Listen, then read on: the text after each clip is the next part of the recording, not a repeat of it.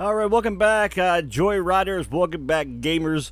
We are going to talk today about Battlezone. 7 different ports. I'm going to rank them for you, give you grades on them, actually.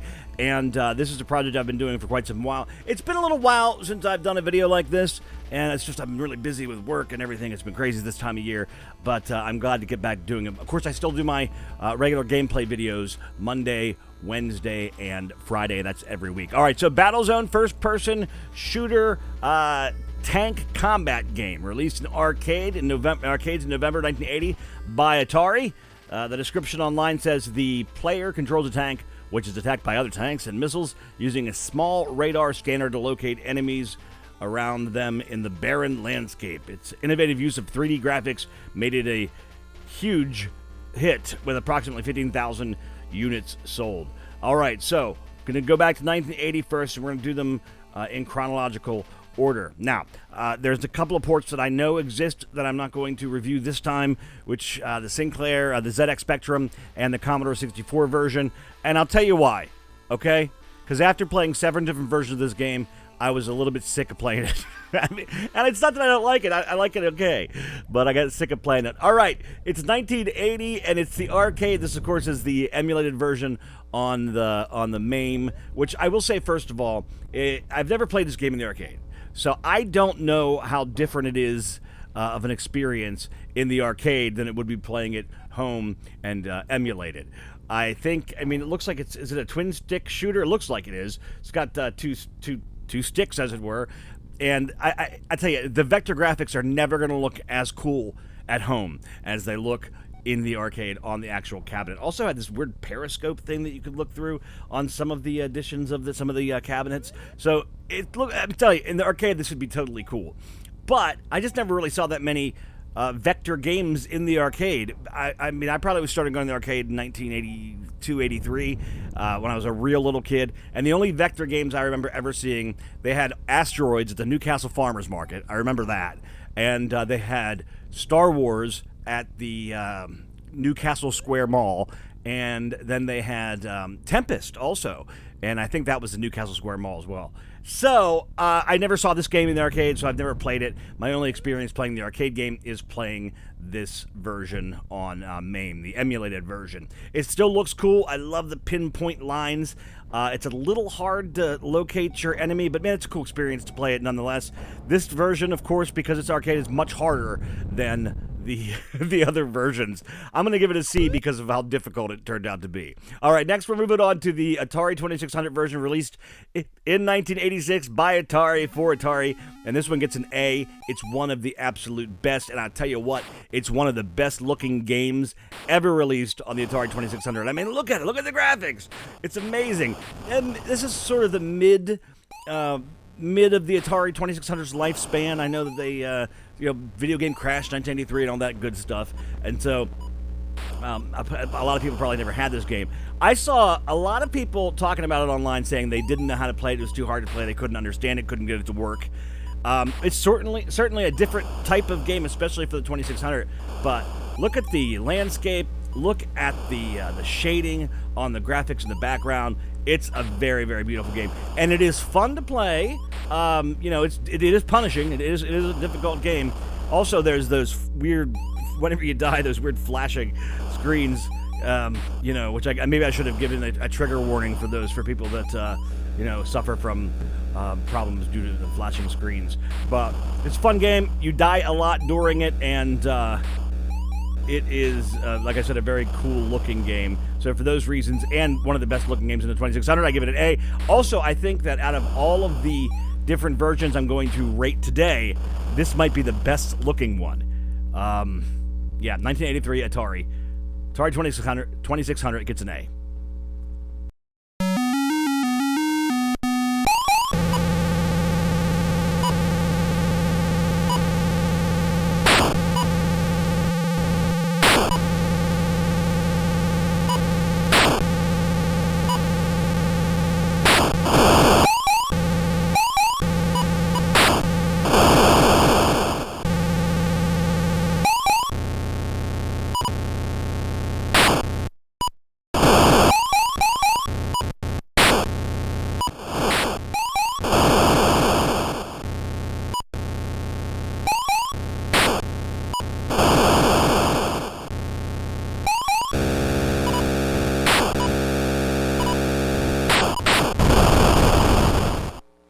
Moving on to my favorite system of all time, the Atari 5200, and to a lesser extent, the 8-bit computers, which I also really enjoy a lot. You've got Battlezone, released again 1983. Looks a lot different than the 2600 version. It has more of the vector graphics feel, certainly. I also like the HUD it's got with the radar on the top, and it's right in kind of widescreen format of the actual gameplay. Backgrounds are cool. They look very modern. They look very 8-bit, I should say. And this game is going to get a B because it's a little bit more difficult to see what's going on than it is in the 2600 version or in some of the other versions. Still, though, high marks. I always liked the 5200 gameplay, and look, I was a 5200 user back in the day, and I know the problems with the joysticks and the problems with the RF switch that had the power going into it, and all those things were certainly annoying. But I've always enjoyed the games on the 5200, and this is no exception to that rule. It's a good, serviceable version from the arcade game, and this is the kind of game I would love to have had back in the day. I did not have it, but I enjoy playing it right here. Still, though, I'd pick the 2600 version over this if I had to. Now, the gameplay is pretty easy. You line up the hazards, the UFOs, and the other tanks in your sights. You track them on the radar. That's how you find where you're going. And you can move up, down, left, right, but the view continues to be first person the entire time you're playing it. And the real problem with this game is you can't avoid the missiles when you die.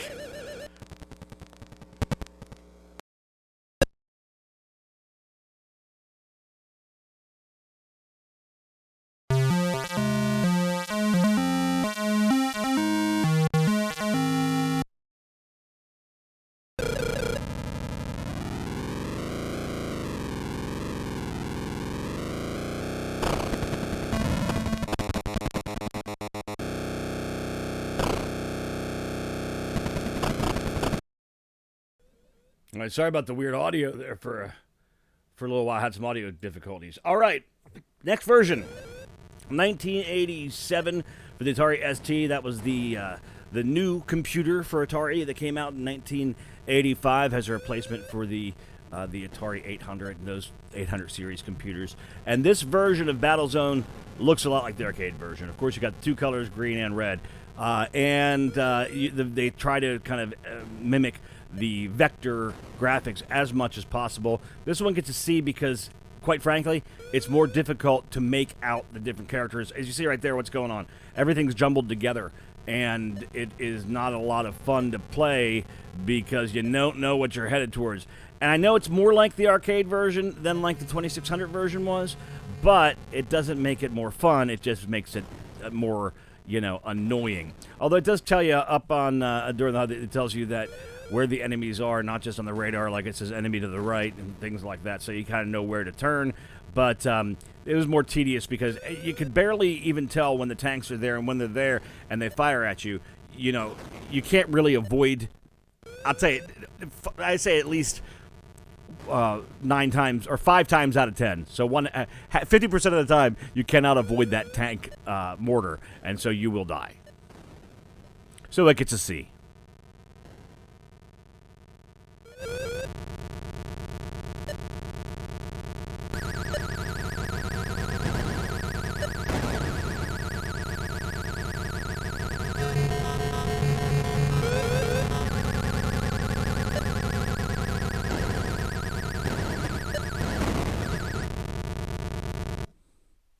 Oh, this one's fun.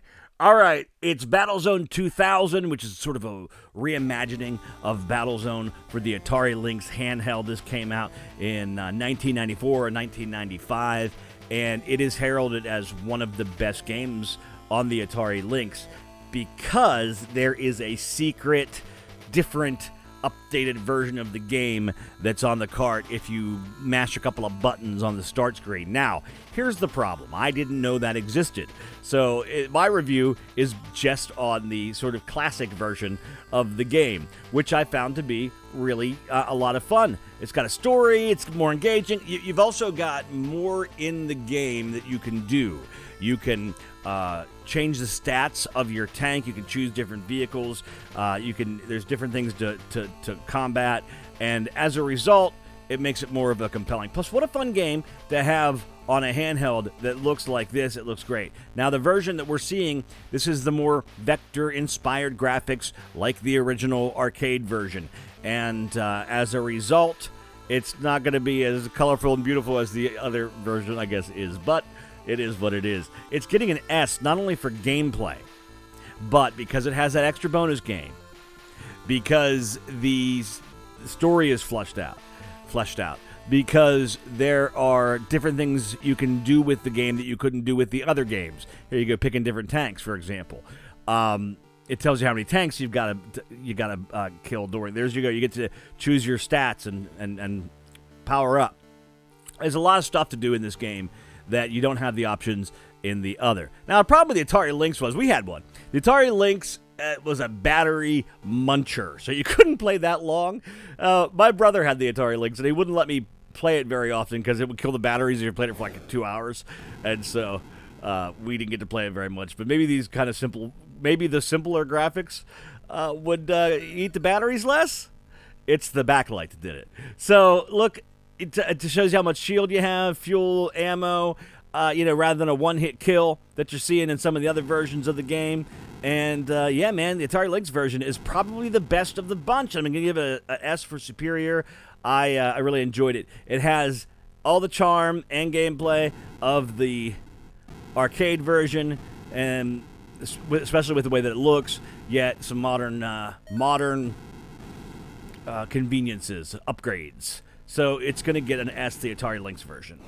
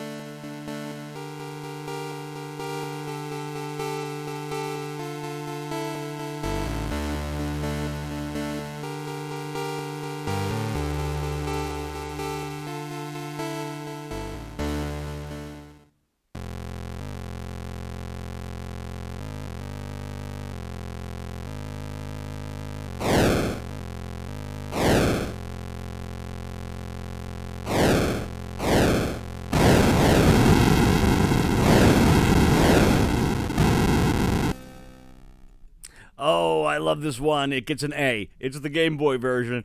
And, yeah, this came out a year or two later, 1996, by Black Pearl's the name of the publisher, developed by Atari. This is very cool on the Game Boy, because what kind of game better suits the Game Boy than a vector game? Because the colors are already just monotone in greens and blacks, and it is a very faithful port of the arcade version, and it's fun to have on a handheld.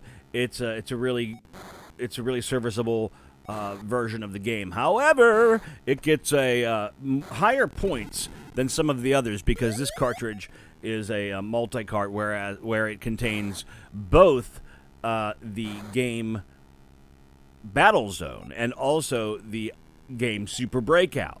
Now, I'm not the biggest Breakout fan in the world. I'm terrible at it. I've never been good at Breakout, Alleyway, any games like that. No good. But it is cool to have it on the handheld. And as you can see, the colors look very cool. For the sound's fine. The colors look cool. It's not the kind of game you want to play. I mean, when was this? 1996, 1996. It's not the kind of game that you feel like maybe playing 16 years after it came out in the arcade. I understand that. But at least you got some value for the dollar by putting 2 games in. It's reminiscent of the Defender Joust double multi-cart. And there's others as well. And so kind of a good bargain for people like me who were still looking for, at the time, they were classic games, retro games in the 90s, looking for some of that stuff that you loved playing when you were a kid. Although, like I said, maybe I'll do a breakout video at one point, but I am terrible at this game. It only really works if you've got a paddle or a roller ball, even better with a roller ball. But otherwise, I'm just not good at it. See? I'm going to miss it. I just miss it. Just not good. But anyway, this is about Battlezone, and it gets an A because of all those reasons.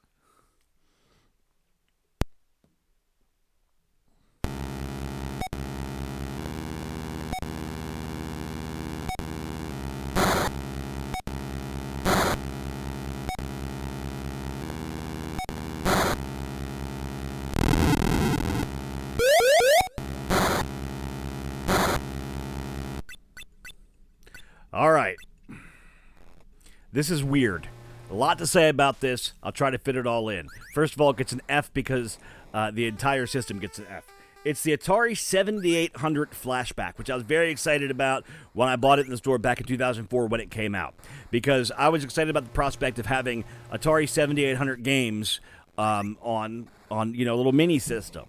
Unfortunately, this system only had 5 7800 games, and it had 15 Atari 2600 games. Now, that's kind of disappointing, but what's even more disappointing is these are not the original versions of the game. Now, the interesting thing is, if you want to truly play different ports and versions of some of these games, this Atari Flashback 7800 classic game console is worth owning or emulating if you feel like going through the time and hassle of emulating it. It is a pain.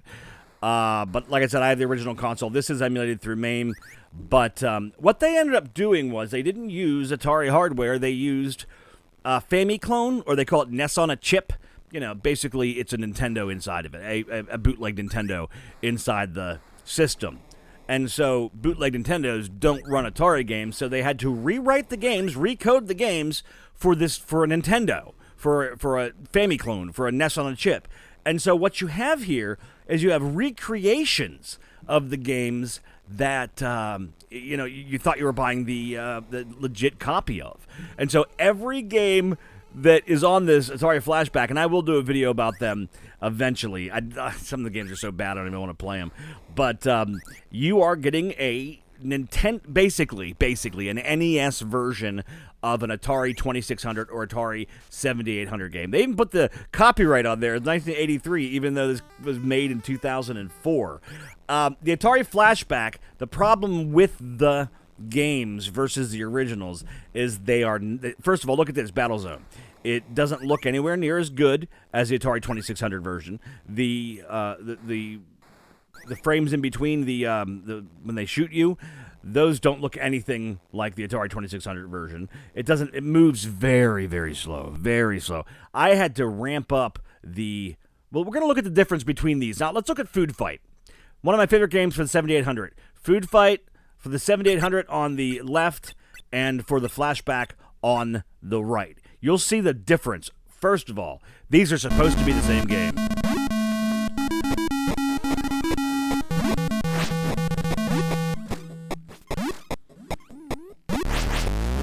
Okay, you'll notice character sprites look better on the 7800 version than the Flashback version, certainly. There's more on the screen. The sprites are bigger on the Flashback version, but that's not necessarily a good thing because this game, you don't want everything big. You want to avoid things. That's what you're doing. You're avoiding the chefs, and you're throwing food at them and whatnot. The Atari 7800 version, clean, crisp. The only thing a little bit non-crisp about the 7800 version is some of the text, some of the font they use. It's kind of comes off looking blurry a little bit. But it's nothing like the slow, painful version that's on the Flashback. This was recreated for the NES, the NES on a chip. Now, you can also tell even the animation of the sprites, nowhere near as impressive as the animation on the 7800 version. So these are maybe slapdash thrown together. They did what they could. But I'll tell you what, I stand by this. That is definitely worth having if you want to play all the different versions of the game. There's not that many versions of Food Fight out there, and not that many versions of Battlezone for that matter. So to experience all of them, even the ones that are terrible, you're gonna want to pick up a copy of at least a Flashback 7800, either ROM or if you can find it on eBay or something. It's at least interesting to have. I don't recommend it. And it has an F, because all the games on the Flashback are terrible. So, as far as I know, all the games are terrible on there. And why is it an F? Because it's a scam. Because it's not the game you thought you were getting. You thought you were getting the actual versions of the game, and instead you're getting these weird, wannabe Nintendo bootleg versions of the game that might be awesome on an actual Nintendo with a cartridge. But when you think you're getting the actual version of the game, it's kind of a ripoff. So, unfortunately, I'm giving this version an F. I was excited to find out there was a 7800 version until I found out there wasn't.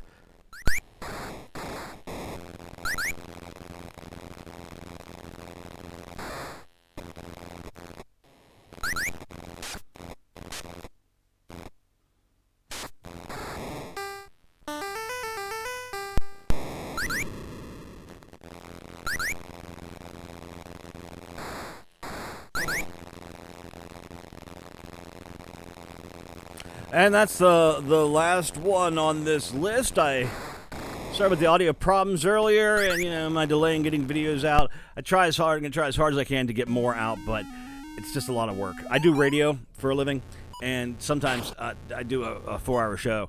So talking for 4 hours, it's hard to want to come home and talk some more. So I try my best. But anyway, the gameplay videos every Monday, Wednesday, and Friday.